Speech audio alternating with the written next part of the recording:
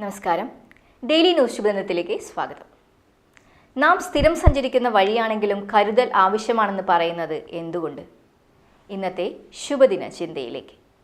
Daily news ശുഭദിനം നിങ്ങൾക്കായി അവതരിപ്പിക്കുന്നത് അമൃത്വേണി ഹെയർ എലിക്സിയർ. അവർ ആത്മസുഹൃത്തുക്കളായിരുന്നു. അതുകൊണ്ട് തന്നെ പരസ്പരമുള്ള വീട് സന്ദർശനവും രാത്രി സംഭാഷണവും അവർക്ക് ശീലമായിരുന്നു. അന്ന് അയാൾ സുഹൃത്തിൻ്റെ വീട്ടിലേക്ക് പതിവ് പോലെ യാത്രയായി. അന്ന് വീട്ടിൽ നിന്നും ഇറങ്ങിയപ്പോൾ തന്നെ നന്നേ ഇരുട്ടി. പക്ഷേ സ്ഥിരം പോകുന്ന വഴിയായതുകൊണ്ട് നല്ല ആത്മവിശ്വാസമുണ്ടായിരുന്നു. ശക്തമായ കാറ്റും മഴയും വന്നതുകൊണ്ട് വെളിച്ചമുണ്ടായിരുന്നില്ല. കുറേ നേരം നടന്നിട്ടും വീട് എത്താതിരുന്നതുകൊണ്ട് അയാൾക്ക് സംശയമായി. എങ്കിലും നടപ്പ് തുടർന്നു. പെട്ടെന്നൊരു മിന്നലുണ്ടായി.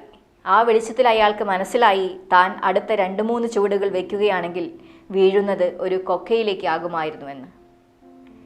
പരിസരം മനസ്സിലാക്കിയ അയാൾ ശരിയായ ദിശയിലേക്ക് തന്നെ നടപ്പ് തുടർന്നു. അപരിചിത പാതകളിൽ എല്ലാവരും ശ്രദ്ധാലുവാകും. പക്ഷേ സ്ഥിരം വഴികളിൽ കാണിക്കുന്ന ശ്രദ്ധക്കുറവാണ് പല അപകടങ്ങളും വിളിച്ചു വരുത്തുന്നത്. അധികനാൾ സഞ്ചരിച്ചതിൻ്റെ ആത്മവിശ്വാസം താണ്ടാനുള്ള വഴികളെ സുരക്ഷിതമാക്കണമെന്നില്ല. അസാധാരണവും അപ്രതീക്ഷിതമായ അനേകം പാതകളും ആളുകളും വഴിയിൽ കണ്ടേക്കാം. ഒരു വഴിയും എന്നും ഒരുപോലെയല്ല. അന്തരീക്ഷവും ആളുകളും മാറി മാറി വരുന്നുണ്ട്. കരുതലോടെ ഓരോ വഴികളും കടന്നു പോവുക തന്നെയാണ് പ്രധാനം. കാലത്തിനനുസരിച്ചും കൈകാര്യം ചെയ്യുന്നതിനനുസരിച്ചും എല്ലാറ്റിനും രൂപാന്തരം സംഭവിക്കുമെന്ന് തിരിച്ചറിഞ്ഞ് ജാഗ്രതയോടെ വ്യാപരിക്കുക എന്നതാണ് ഇതിന് പരിഹാരം.